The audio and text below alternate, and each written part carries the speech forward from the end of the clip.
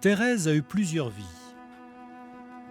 Il y a 25 ans, elle est alors âgée de 48 ans, Thérèse est religieuse dans un monastère de la ville de Fribourg. Quand soudain, un détail fait ressurgir tout un passé qu'elle avait profondément enfoui. Quelque chose qui arrive, à laquelle je ne m'attends pas du tout. Je suis au travail à la blanchisserie, et puis un drap passe qui est rayé rose et blanc. Et tout d'un coup, c'est, je sais pas, comme un malaise, comme si j'allais tomber. Et je réalise que ce drap est le même que les draps qu'on avait dans nos lits d'enfants à la maison. Et c'est vrai que je n'avais aucun souvenir d'enfance. Moi, il me semblait que ma vie, elle commençait, je sais pas, 7-8 ans peut-être. Donc, tout ça était avant. Thérèse entame alors une thérapie. Petit à petit, sa mémoire revient, le souvenir de l'inceste, abusé par son père, et sa mère qui ne fait rien pour l'en empêcher. Maman, que je voyais comme une araignée, avec des yeux partout, elle surveillait tout, et elle couvrait le cochon, tel que je l'ai beaucoup représenté en thérapie. Votre papa? Papa, oui.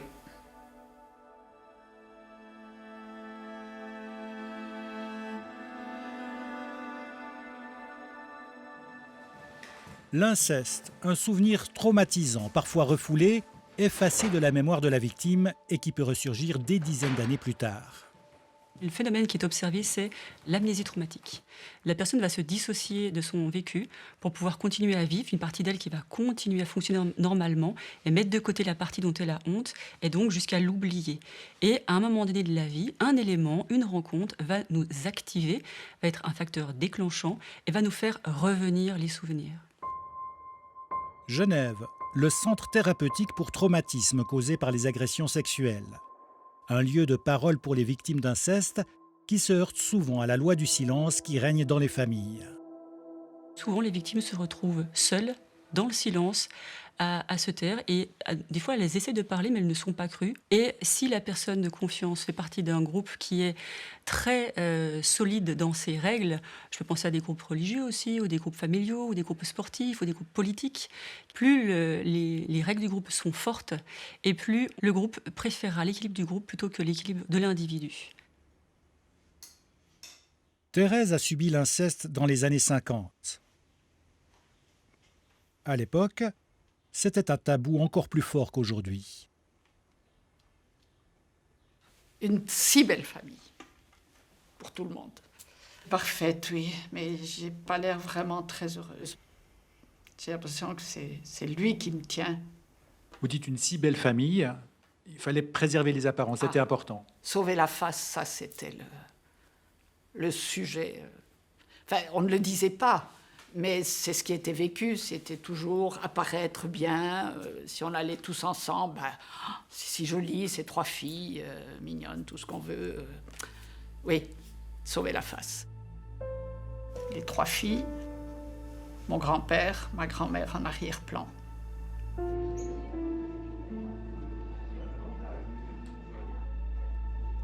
Une grande famille d'apparence si parfaite, mais qui cache de terribles secrets.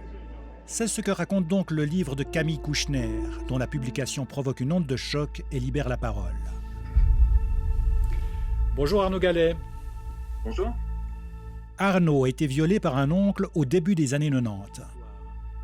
Mon prédateur, c'est effectivement un grand-oncle, un des oncles de ma mère, qui était prêtre missionnaire.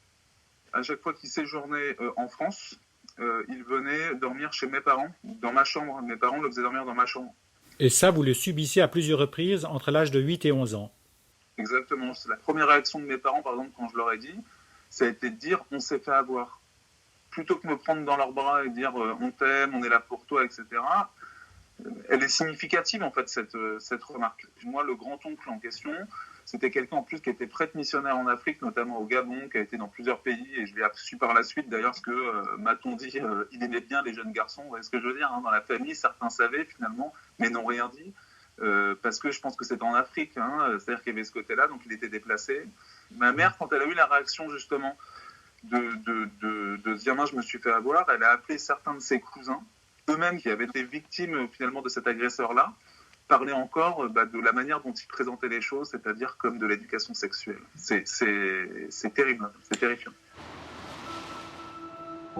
Rares sont les victimes qui parviennent à très vite briser le silence et surtout à être entendues.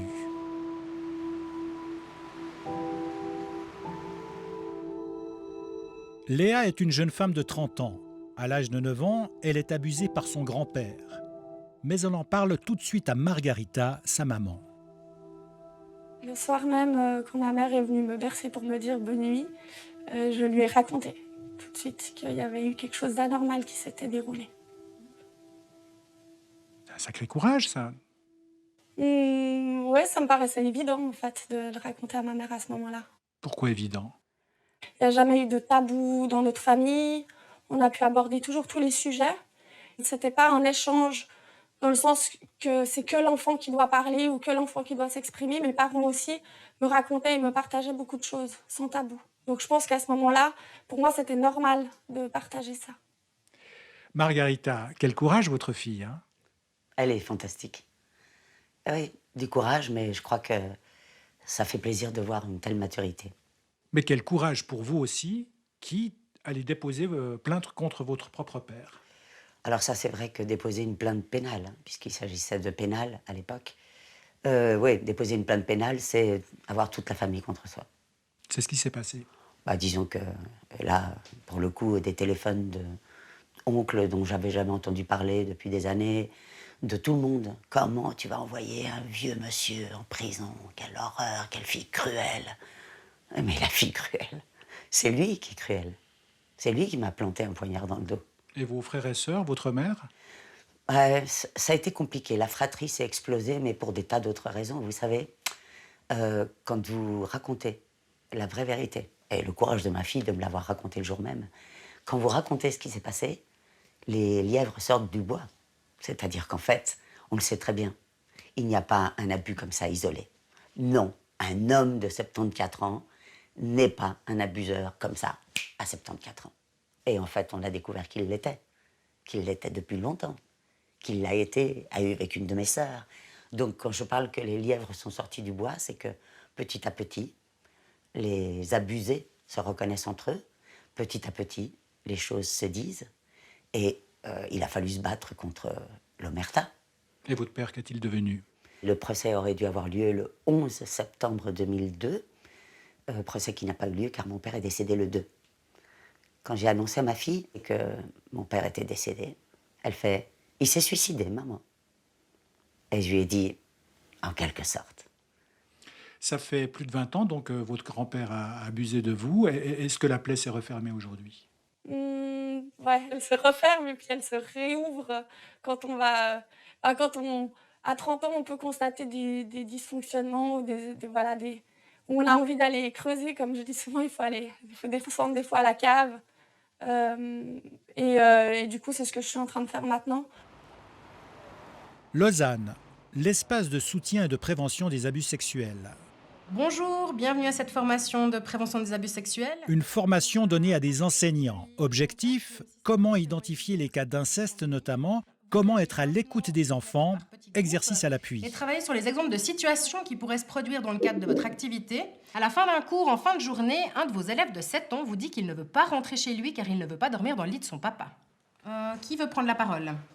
Donc d'abord dans notre groupe on a pensé qu'on se sentirait très désabusé, qu'on se demanderait comment réagir. Après avoir fait ce témoignage, forcément, comme vous en avez parlé avant, de partager ça avec Quand on a commencé avec ma collègue il y a une quinzaine d'années, nous on donnait une dizaine de cours par année. Maintenant on est à 130 cours annuels et en gros 2500 personnes qui passent à travers nos cours. Il y a de grandes chances, si vous allez directement vers un enfant pour lui dire « Est-ce qu'il se passe ça ?», qu'il vous réponde « Bah non ». Bien sûr que non. Et la première réaction qu'il va avoir, c'est d'aller vers l'auteur pour lui dire « Vraisemblablement, quelqu'un se doute de quelque chose, mais je te jure que j'ai rien dit. Ne mets pas de menace à exécution. » Donc de nouveau, on va se retrouver dans une situation qui est encore plus opaque que ce qu'elle était à la base. L'inceste, c'est une réalité qui est dans toutes les catégories de la population. Bien sûr, toutes les catégories. Il y a un biais où il y a une surreprésentation des catégories socio-économiques défavorisées. mais c'est un biais induit dans le sens qu'on les remarque plus parce qu'ils ont moins la capacité de pouvoir les cacher. Pour les victimes d'inceste, encore faut-il pouvoir se relever. Celles et ceux qui ont accepté de témoigner dans ce reportage ont réussi à le faire. Arnaud a ainsi créé à Paris une association qui vient en aide aux victimes. Vous êtes l'un des rares hommes à avoir le courage de témoigner de ces abus d'inceste. Pourquoi ? Moi, je suis convaincu qu'il y a quelque chose aussi. Je combats une société qui veut renvoyer une forme de virilité aux hommes et qui nous impose aussi de ne pas parler. Un homme qui n'est pas capable, comme moi je l'ai souvent vécu finalement, de se défendre, souvent on le laisse un peu seul, vous voyez, en se disant il y a quand même quelque chose de l'ordre d'une forme de culpabilité qu'il peut endosser ou qu'il doit assumer. Et moi je pense que non, je pense qu'au contraire, je pense qu'il y a une société qui protège tous les individus, quel que soit finalement leur sexe. Margarita, elle, conserve dans un carton tous les documents sur l'agression commise par son père sur sa fille Léa. C'est à elle qu'elle le destine, à commencer par ce journal. Lundi 1er mai 2000. Léa, mon amour, ma fille. Aujourd'hui, je commence ce cahier pour toi, aujourd'hui aussi, mais pour toi pour plus tard. Je vais donc commencer cette histoire depuis le début. Je vais écrire toutes les étapes, je vais noter les discussions et aussi nos doutes et nos questions. Et c'est pour m'aider aussi que je décide de tout écrire. Tu vois, finalement, ce cahier que je disais être pour toi est aussi égoïstement pour moi. Je t'aime, ma fille. Bonne lecture. Maman, Margarita.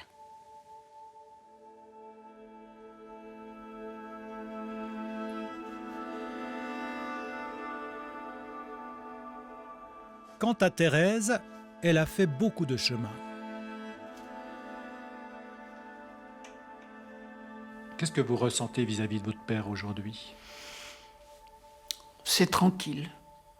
Paix à son âme. Il est parti, voilà. Parfois, même, je l'appelle au secours. Suite à cette prise de conscience des abus sexuels que vous avez subis, petite fille, vous avez quitté les ordres. Pourquoi ? Parce que j'ai pris conscience que mon choix de départ n'était pas vraiment libre. Dans le cours de la thérapie, j'avais quand même découvert, en l'ayant lu dans un témoignage de quelqu'un d'autre, que des abus pouvaient amener à la réaction inconsciente ou putain ou bonne sœur. Et putain, je ne connaissais pas, quoi. Je venais d'amis qui n'en parlaient pas. Donc voilà, j'ai cru faire un choix totalement libre, mais en fait, quelque part au fond de moi, il ne l'était pas. Et vous, finalement, vous êtes occupée de petits-enfants, vous êtes occupée d'une crèche ? Une maternelle, oui. J'ai eu l'occasion, 3 ans après la sortie, j'ai repris la maternelle. On a fait passer de très, très belles années. Et pour moi, c'était important, travaillant avec des petits, d'insister avec l'équipe, on était bien tous d'accord sur ça, sur la sécurité affective des enfants. Là, je suis assez contente du travail effectué pendant ces années-là, oui. Et prendre soin de ces enfants, c'est quelque part prendre soin de cette petite fille que vous étiez, que personne n'a protégée à l'époque ? Oui, oui. La petite fille, je l'avais beaucoup retrouvée pendant la thérapie, donc oui, prendre soin d'enfants, c'est tellement important.